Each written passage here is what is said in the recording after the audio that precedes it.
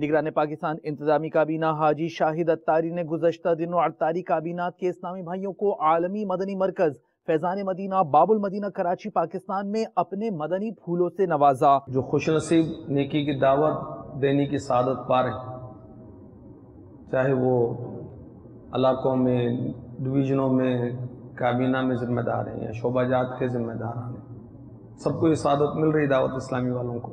کتنی بڑی سعادت ہے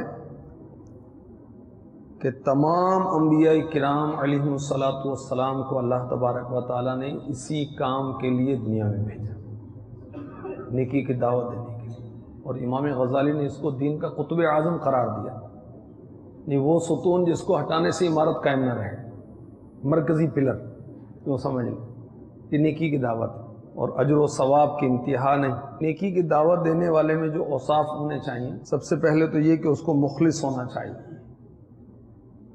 کہ اس کو اللہ کی رضا کے لیے کام کرنا چاہیے۔ علوم میں چوتھی جلد جو مکتبۃ المدینہ نے شائع کی ہے، اس میں بڑی پیاری بات لکھی ہے خوف خدا کے باب میں۔ ایک بزرگ فرماتے ہیں کہ انسان جس چیز سے خوف زدہ ہوتا ہے اس سے بھاگتا ہے، مگر جو اللہ تعالیٰ سے ڈرتا ہے وہ اسی کے دامن کرم میں پناہ لینے کے لیے اسی کی طرف جاتا ہے۔ تو اللہ ہمیں اپنا خوف عطا فرمائے، تو یہ ریاکاری کے سلسلے بھی دم توڑ جائیں گے، تکبر، حسد اور دل کی صفائی ہو جائے۔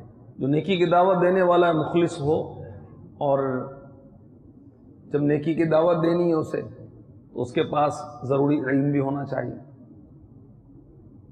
ورنہ کیسے وہ نیکی کی دعوت دے گا؟